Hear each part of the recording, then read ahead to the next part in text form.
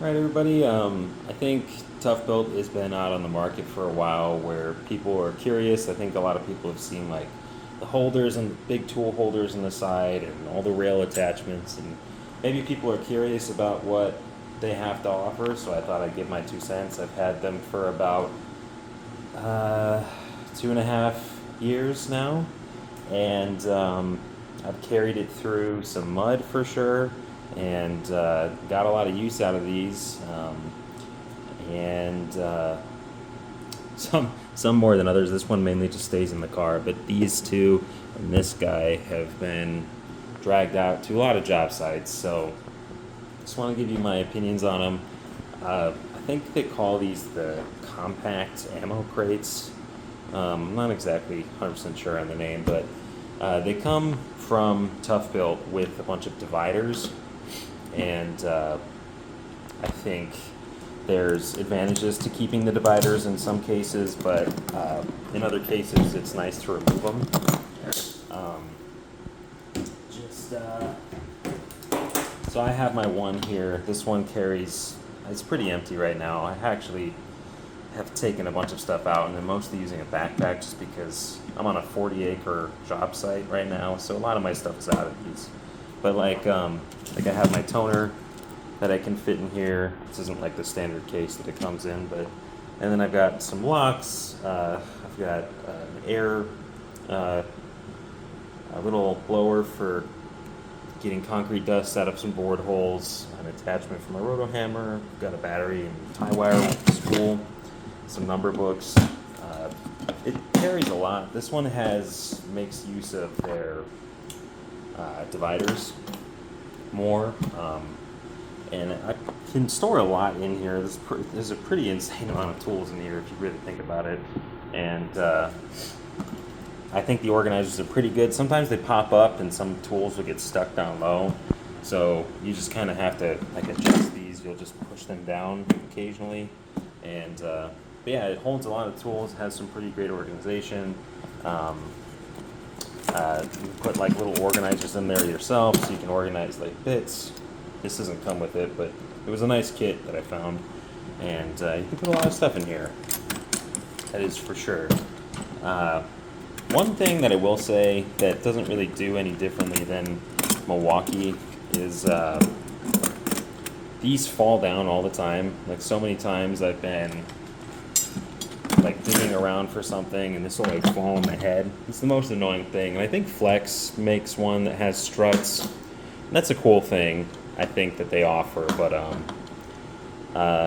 yeah, just something to think about there. But the tool organization that they provide is it's pretty good. You can fit a lot in here. I've got maybe like, I don't know, 8 or 9 screwdrivers. I've got like some diagonal cutters, some cross cuts, like a tape measure, a big old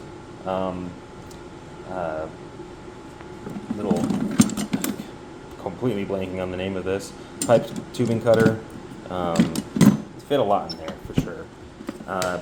One thing that they don't sell at Lowe's, which kind of sucks, is a X. They don't really sell it. Some you might get lucky, but they don't sell their XL crate, and I didn't think about that at the time. And I'm really not happy with the size of this middle one.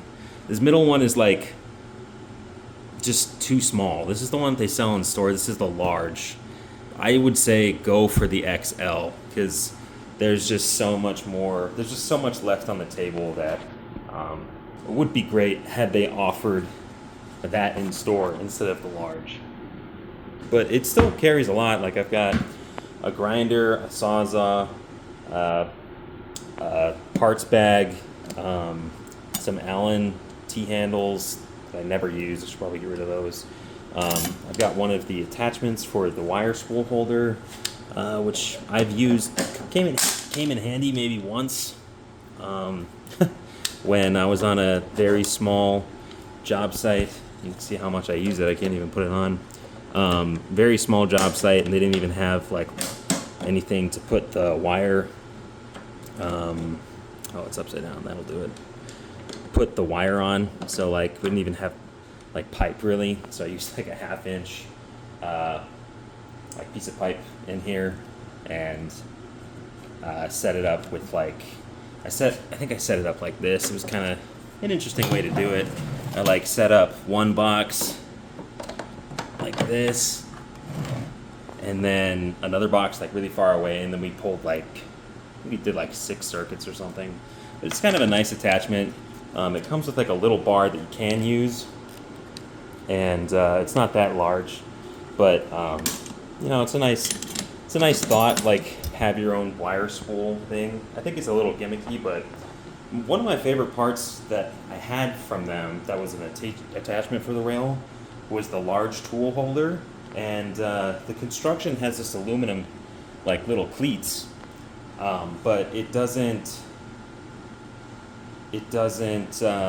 have metal or that aluminum anywhere else. So I was like dropping my benders in there, and I really loved the feature of it, but I was dropping my benders in there and eventually it just broke the plastic. So it's $25, and I don't think they have a warranty. They might have a warranty on it, but, and I don't know, in all honesty, it was a nice idea, but I think for the sake of commercialization, I don't know if they got it down to the best that it can be. Yeah, I usually just run this. I don't have this extra crate. This one just stays in my car. It's really just one that I have for extra storage in my car since stuff's not rolling around. But you can fit a crap ton of stuff in here. Like I said, I typically won't even use most of this stuff all the time. And this isn't how I normally have my setup, but I'll just have like the rolling boxes on the bottom and then these 2 crates, and then I'll usually have my rover light on the top, and it covers me for a lot. It can hold a lot too. Like I usually have my bandsaw, my roto hammer. This isn't how I do it, but I can normally fit a ridiculous amount of stuff in here. I usually have my roto hammer, my laser level. I can fit my roto hammer, my laser level, oscillating tool, hole saw kit,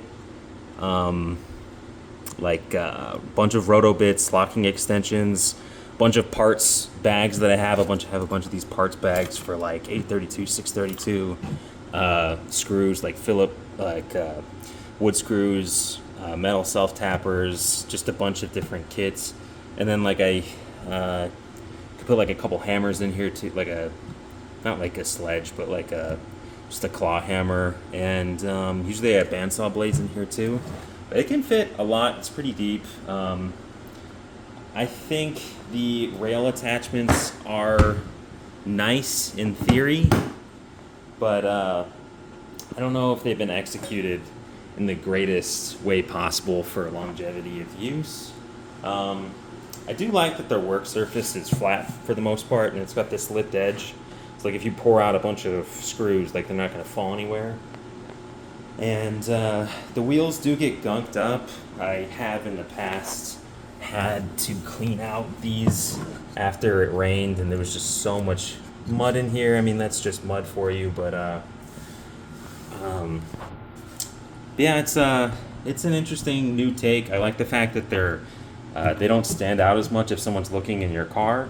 You know, they're black, so they don't, like the red Milwaukee stands out so much in your car. Like if you are someone who wants to leave your tools in your car and run that risk and play that game, you know, it's nice to have something that's already sort of dark and not going to be seen. So yeah, I have noticed that they squeak. I do notice that. I mean, I weigh these things down a lot, but at the same time, like when I'll roll up, like I'll hear a little squeaky cart noise, and it is noticeable. I mean, to be fair, these things are made of plastic at the end of the day, but I do hear a squeak when I roll up, and I'm not sure if I just need the WD-40 something, but it is something I notice. And yeah, I mean, a bunch of other companies are coming out with rolling boxes. Like Klein has that tool holder right here, where you can just have like your bender, you know, right in this space, and I think that's a cool feature. I think it would get in the way of your hand personally, but I don't know. I think Toughbuilt sort of is an interesting addition to the market. I don't know if it's the greatest thing ever, but I do like that it has a flat top. I do like uh,